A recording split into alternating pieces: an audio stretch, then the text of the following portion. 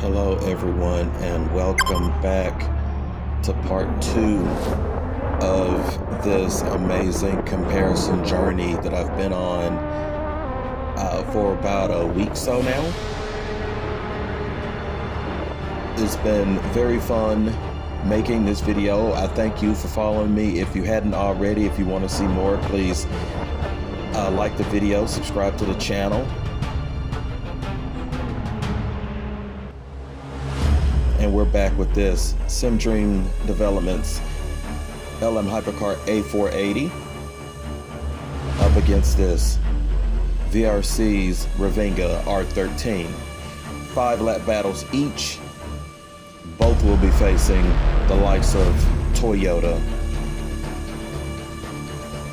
Peugeot with the 9X8, along with Glickenhaus.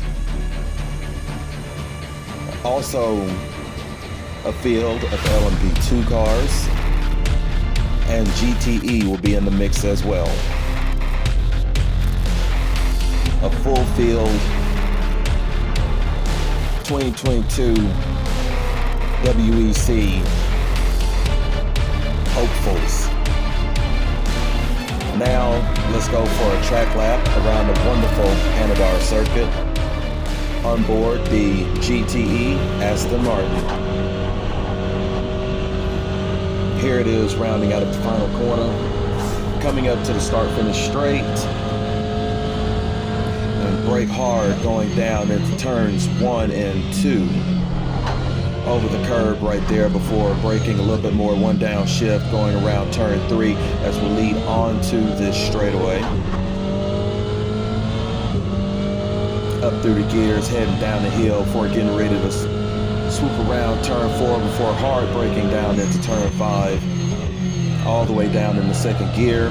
Hug the inside, drift out a little bit before braking down into gear 1 turn 6, and turn 7, double apex corner right here. Heading on to a short straight before getting ready to brake down second gear turn 8. Keep it in second gears, we round turn 9. Slow through the gears again, turn 10 before having to break down again, turn 11. Short little kink going underneath the Anadara Circuit bridge. Up at turn 13, long sweeping corners to drift out before having to break down 1. Then up through the gears, cons acceleration through turn 14, up around through 15. And getting ready to come down to brake all the way down first gear, turn 16, and then accelerate out of the corner, over the curb to the left. Slow acceleration through turn 17 onto this long back straight, and just open the car up wide.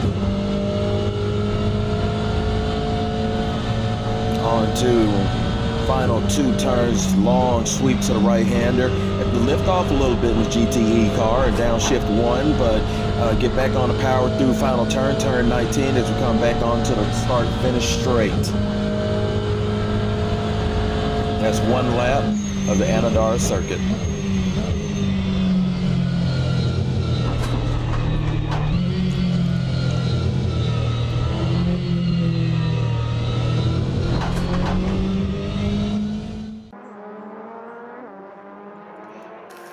And okay, so we'll be getting ready to do this 5-lap battle between these 2 cars. We'll see how they get on with that full field of cars. Will the SimDream Developments LM Hypercar A480 be able to hang with the big boys, or will it fall behind? And how will Revinga do up against that full field of cars as well? Let's drop down and get ready for race 1. SimDream Developments LM Hypercar A480 up first, getting ready to go to green. And there we go. And it gets a good start off the launch. Like, I automatically like that. You know, it jumped up, and I noticed I'm right there with the Peugeot. It was very, very great. And then almost immediately I started noticing I'm getting swamped in the corners by everybody. Okay. First time driving a car in a full field of cars. So, you know, sometimes that's to be expected, especially with me. But I started noticing I hear coming up on my right, P2 car. The first of them going right on through, so having to keep it open for them, excuse me. And it's like I just watch in horror as they just drive away from me. And right behind me on my heels, I hear the next of them. And it just feels like there's nothing I can do.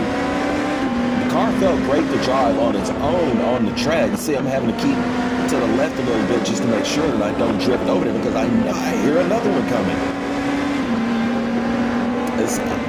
And it was, I don't want to use the words heartbreaking, but that was the feeling that I got. And yeah, see, just getting swamped from the start. I'm not exactly sure how to feel about it, but 5 laps, we're going to complete all 5. Car still gets around the circuit quite nicely. Like I stated in part 1, this car is easy to drive. It inspires you to drive, but no matter how hard I push, and of course, run straightaways, pedals all the way down to the floor, and the pedal to the metal, and just getting overtaken by every prototype car on the track. Man, it was a bit of a blow. It was a bit of a blow. So you just see P2 cars steady flying on by. We're breaking down to tight turn 6 right here. Which, since the car, isn't top speed savvy, you don't have to brake that much to get around the corners, and it goes around the corners, but it still just cannot hold a candle to, the P2 field, let alone the rest of the hypercars out there. The Toyota GR010, those things are gone. I'm trying my hardest to see right there. I got wide in the turn and still nothing. I can't make anything happen. And there's the other Peugeot. It got turned around and started a race.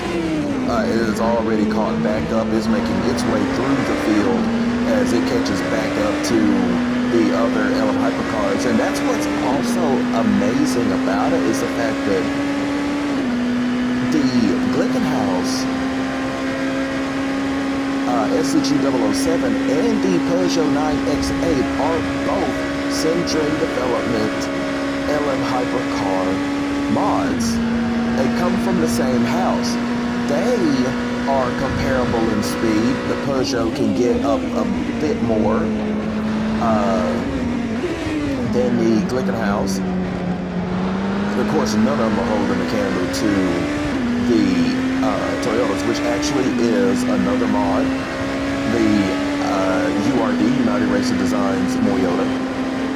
So there's the Toyota GR010. But it's just amazing to me just how much slower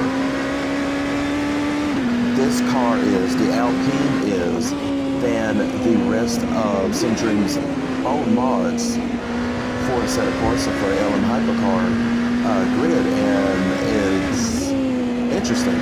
So, I know that there's plenty of data for this car. It raced the WBC in this configuration, in the hypercar spec, which compared to previous, the Alpine A480 spec for this basically Rebellion R13 is some 40 horsepower less. It was 665 for the information I found out horsepower-wise. BHP as Rebellion's R13 under Alpine A480 is down to 625.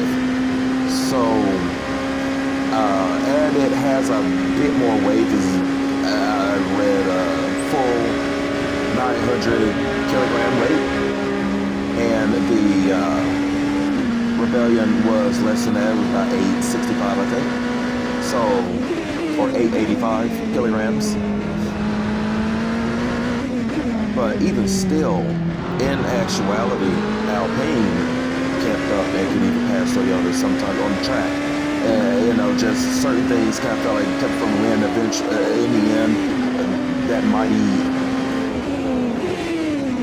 train run, I guess you'd say, from Toyota just sometimes just goes unbroken, which is fine. It means they've got a pretty substantial car on their hands. But Alpine in this instance with this mod is just a bit of a heartbreak. Is definitely a bit of a letdown. Not at all upset that I got this mod. Of course, that's part of it. You see it, it's like, ooh, let me leap on it. Of course, mods don't cost very much. And like I said, built from the ground up. But, yeah.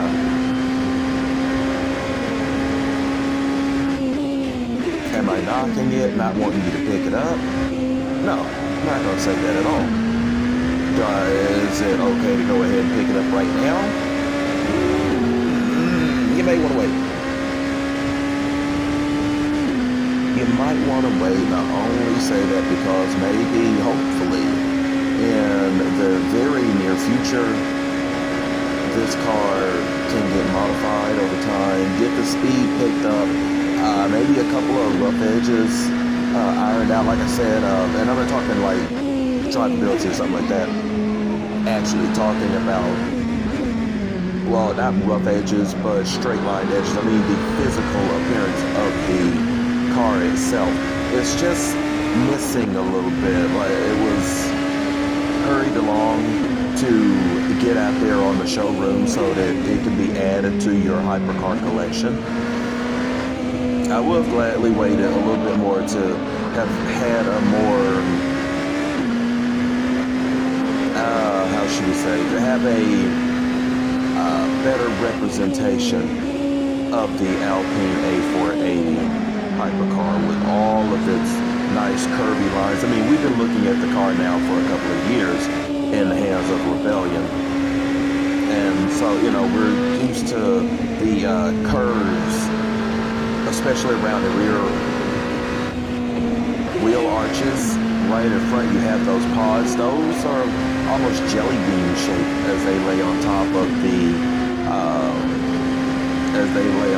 the car, and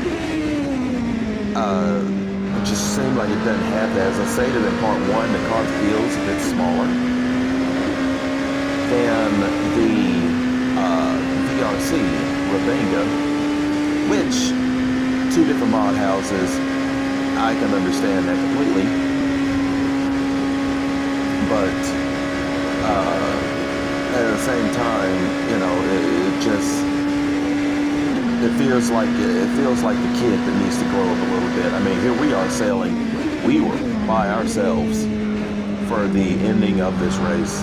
Race is over, and we're gonna head back to the garage and park and. Just think about what happened. I mean, I'm looking around like, car, you let me down, man. You let me down. So, but that's race one over. Hope you enjoyed the drive, because it wasn't so much as a race as it was just a test.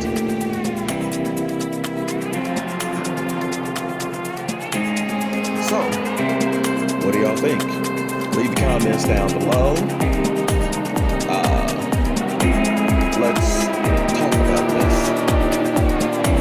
How do you feel about the LM Hypercar A480 as we suit up and get ready to take VRC's mighty Revenga R13 out on track? And here we go. And again, that rev just strong. And same as the Dream car, off the line, really good, except for I'm not getting passed up when we get to turns 1 and 2. Turn 3, I'm steady behind the Toyotas. As the Alpine should be. Because in actuality, that's where it raced at. Now, that also doesn't say that URD's Moyota mod is maybe, you know, set to its own standards and just a bit faster than what the rest of the Hypercar field actually would be. But in comparison to, I mean,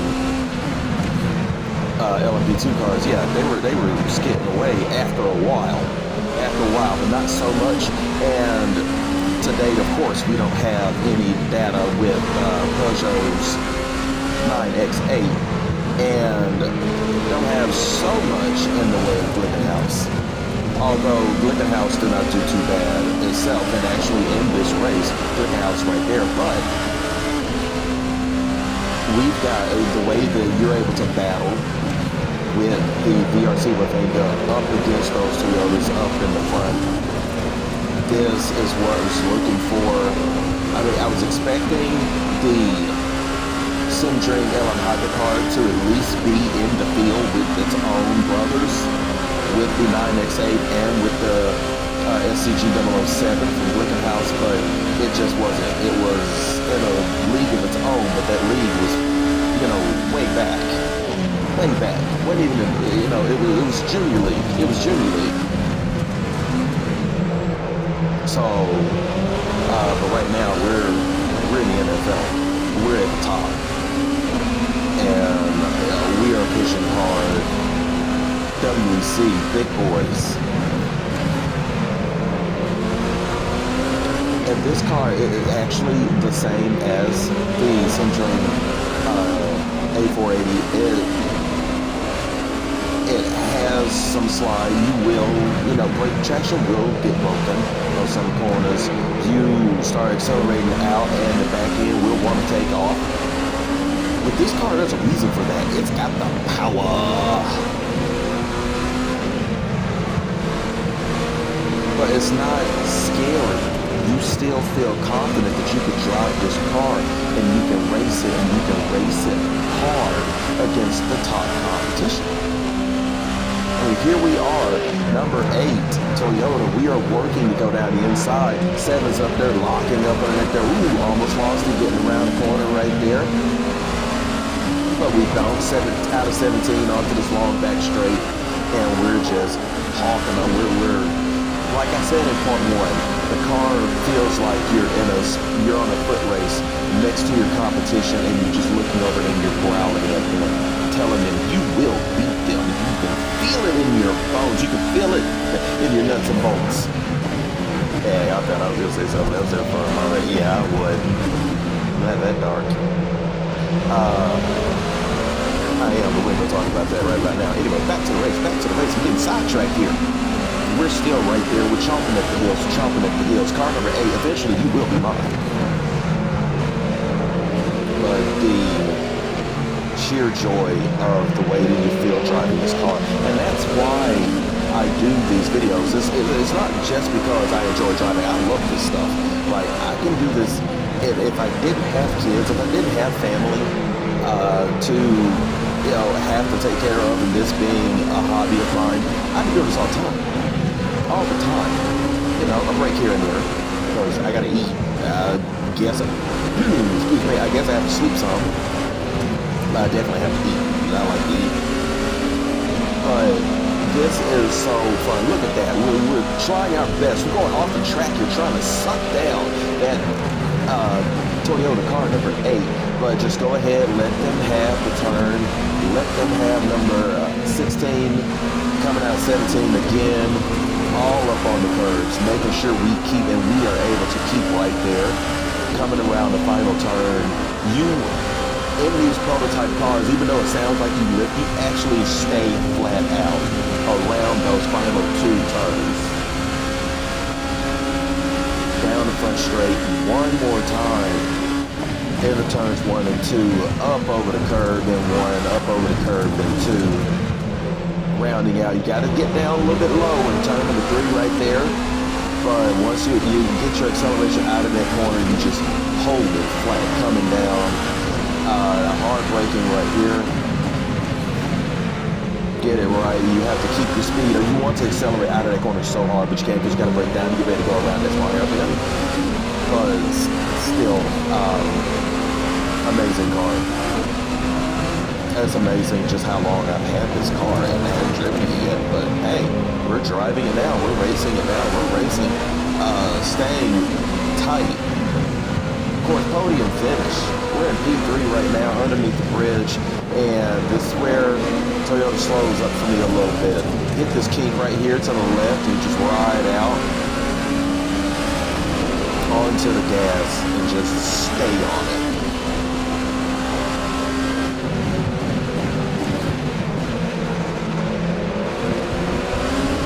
Yeah, I can't lie, this is a blast. And if you've never driven in VR before, Christmas is coming up. I know there's something to be said about VR. Of course, you gotta have a PC that is moderately up there. It doesn't have to just be so beefy that you can recreate, heaven and earth, and maybe just a tiny little bit of hell. But you do have to have, a little bit. But I ran VR when I was racing with the 1060, and just fine.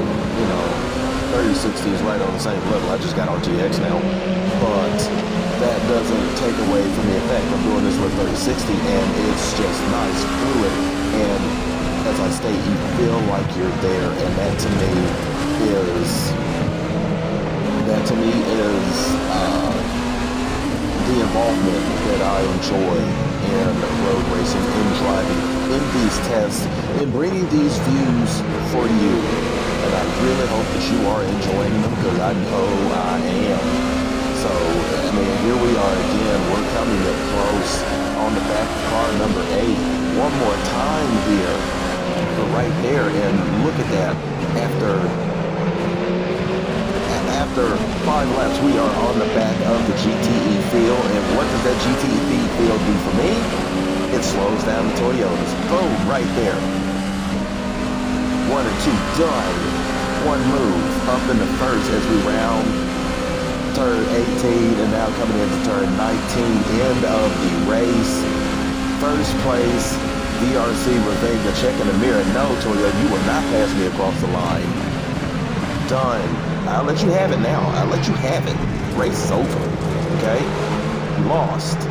Stay back there in your place. Know your place, Toyota. I'm playing. But anyway, great battle. As you see, up at the front the entire time. Once traffic came in, take your spot. Go on. Done. Tell me what y'all think in the comments.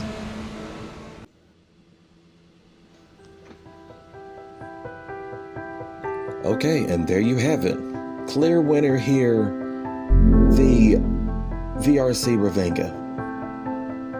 What I like about this car, of course, the speed, the power, the sound, the way that it feels, the spaciousness of the interior, the overall look, design is just good. It worked.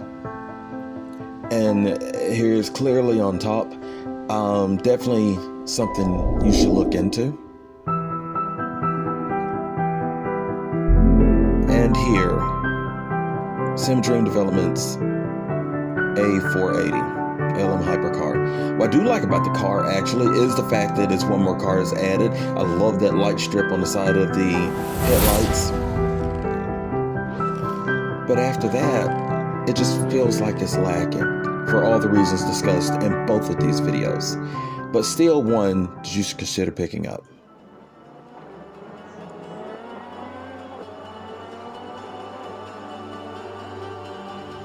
Well, that's all that I have. It's been an interesting journey. I've never done anything like this before, but oh my goodness, was it not fun. For me it was anyway. It's, comparing these two cars has been interesting.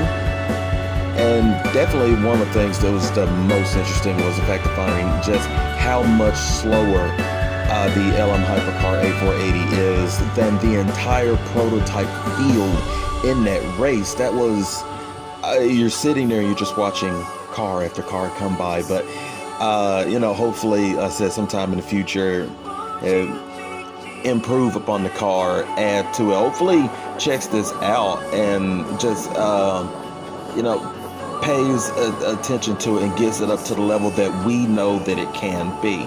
Again, kudos to them for, you know, designing this car from floor up and creating this mod for us so that we can add it to his incredible field of LM hypercars. I thank you all again for following me on this journey of parts 1 and 2, and hope that you continue to follow me on into the future as I continue to push and make content for like this for you. Again, thanks. Hopefully sometime may see you out there on the racetrack, and I definitely will see you in the next video. Bye for now.